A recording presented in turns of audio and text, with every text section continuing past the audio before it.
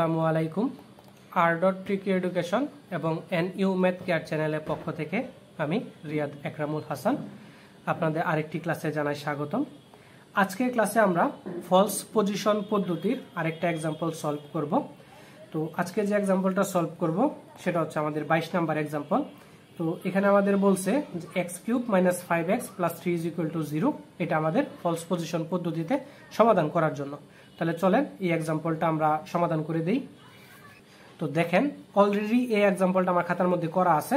Just আমি আপনাদেরকে যে ইনফরমেশনগুলো জানা প্রয়োজন বা যে ক্যালকুলেশনটুকু আপনাদের বুঝতে প্রবলেম হইতে পারে সেই পার্টটুকু আপনাদের বুঝিয়ে দেওয়ার চেষ্টা করব।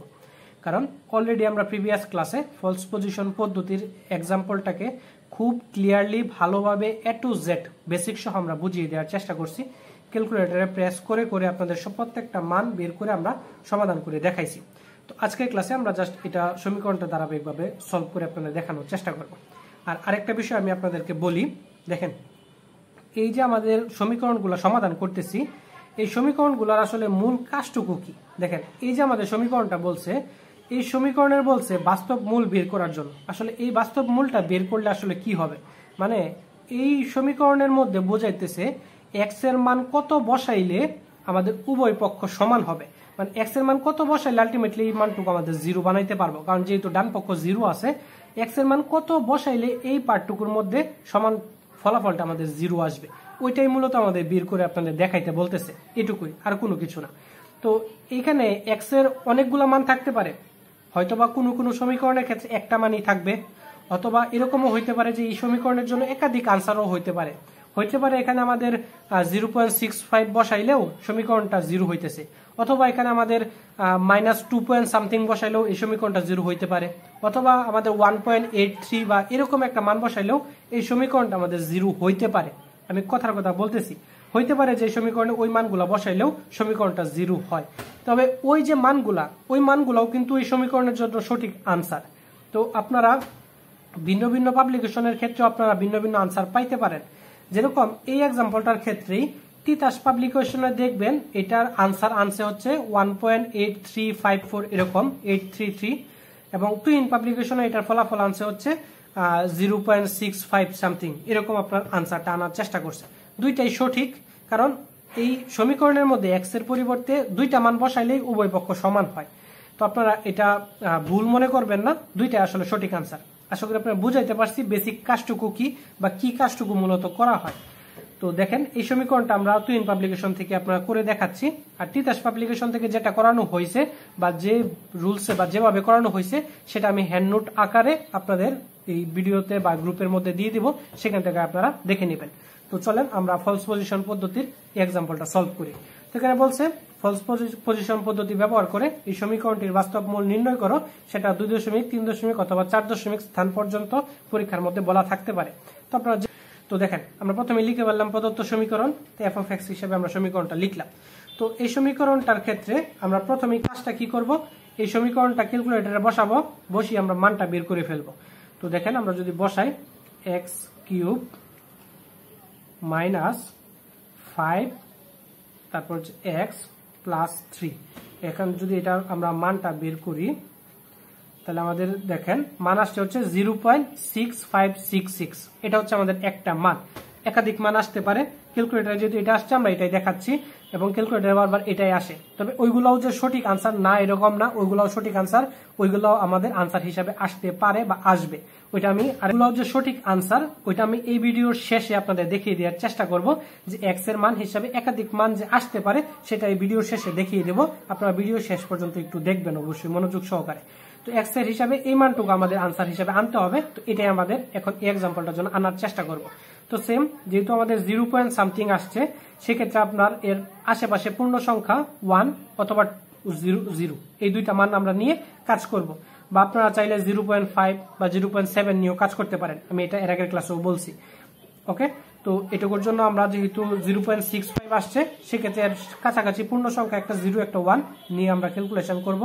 সমীকরণে 0 বসাইলে এখানে আমাদের টোটাল মান আসে হচ্ছে 3, 1 বসাইলে মান আসে হচ্ছে 1। তার মানে আমাদের যেহেতু একটা পজিটিভ একটা নেগেটিভ আসছে, তার মানে আমাদের তাদের গুণফলটা 0 থেকে ছোট হবে।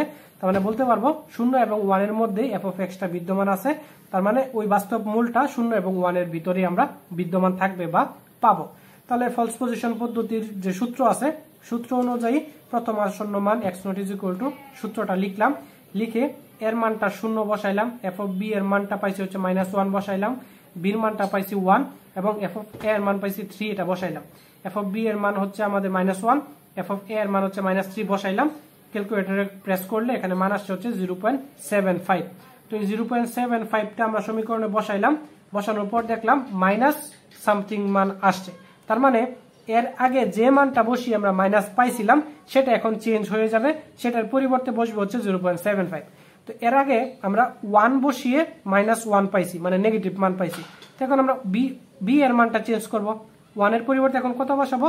0.75। তার মানে কার মানটা চেঞ্জ হবে? বি এর মানটা চেঞ্জ হবে, কারণ বির মানটা বসিয়েই এর আগে আমরা নেগেটিভ মানটা পাইছিলাম। তো বির মানটা চেঞ্জ হয়ে এখন নতুন করে x নটটা বসবে। তো জাস্ট এইটা আমরা লিখে দেব যে মূলটি 0 থেকে এত এর মধ্যে অবস্থিত। তা পরবর্তী সমীকরণে দেখেন, তাহলে দ্বিতীয় আসন্ন মানে এ এর জায়গাগুলো যা ছিল তাই এভাবেই থাকবে, বি এর পার্টগুলো চেঞ্জ হয়ে x নট বসবে। তো এখন এ f of x নট এই সকল মানগুলো আমরা জানি, মানগুলো তুললাম, তুলে সেখানে আমাদের মানটা বসানোর চেষ্টা করছি। আর আমি এটা এর আগে ক্লাসেও বলছি যে দশমিকের পরে যতগুলা সংখ্যা আসবে সবগুলা আপনারা বসিয়ে তারপরে ক্যালকুলেশন করার চেষ্টা করবেন, এতে করে দ্রুত একুরেট আনসারগুলো পাওয়ার সম্ভাবনাটা বেশি থাকবে। আর যদি আপনারা অল্প সংখ্যক মান নিয়ে কাজ করেন বা 2 ঘর 3 ঘর নিয়ে লিখেন, সেক্ষেত্রে মানগুলো একটু দেরিতে আসবে। তো আপনারা দশমিকের পরে সবগুলা মান বসিয়ে তারপরে ক্যালকুলেটরে বসানোর চেষ্টা করবেন। আশা করি বিষয়টা আপনারা বুঝতে পারছেন।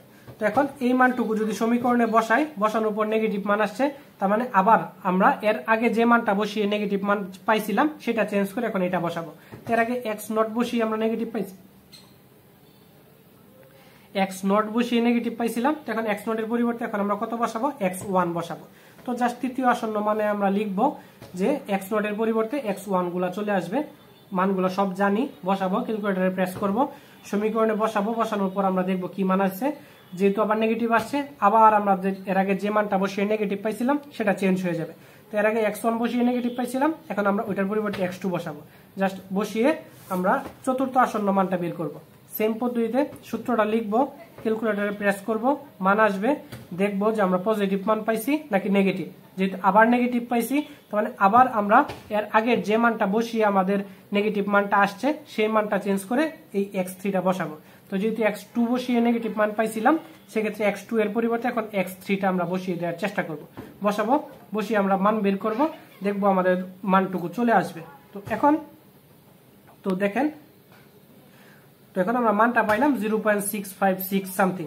তো অলরেডি আমাদের যেহেতু 2 দশমিক স্থান পর্যন্ত আমরা প্রমাণ করতেছি, সেক্ষেত্রে দেখেন 65 চলে আসছে, এখানে আমাদের 65 দশমিকের পরে 2 ঘর আমাদের মিলে গেছে। তার মানে এই পর্যন্ত আমরা ক্যালকুলেশনটা স্টপ করে দিব। যদি আপনারা আরো বেশি সংখ্যক মান মিলাইতে চান, সেক্ষেত্রে হয়তো বা ষষ্ঠ বা সপ্তম আসন্ন মান বের করলেই এর পরবর্তী মানগুলা ইনশাআল্লাহ মিলে যাবে। তাহলে একটি আসন্ন মান হিসেবে আমরা বলতে পারবো এটা হচ্ছে তার একটি আসন্ন মান।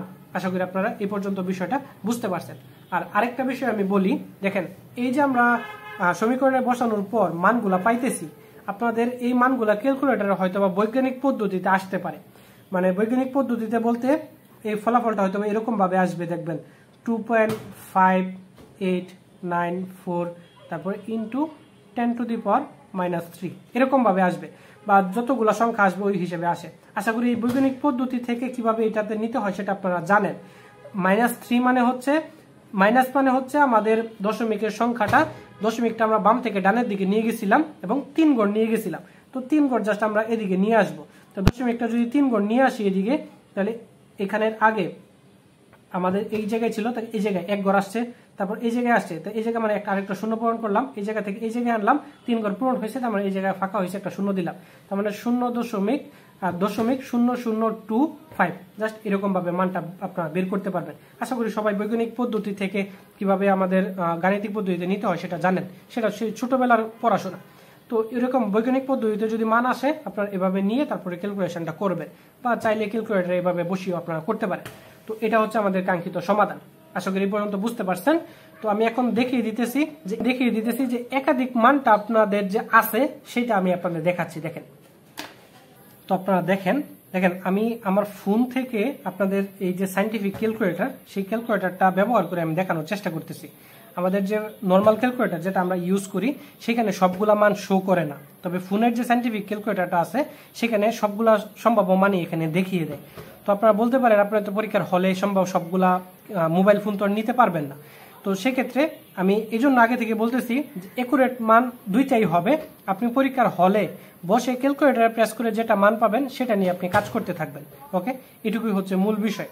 আপনি তো পরীক্ষার হলে ফোন নেওয়ার সুযোগ নাই, তবে সবগুলাই যে সঠিক আনসার এটুকু বোঝানোর সুবিধার জন্য আমি জাস্ট এটুকু দেখিয়ে দিতেছি।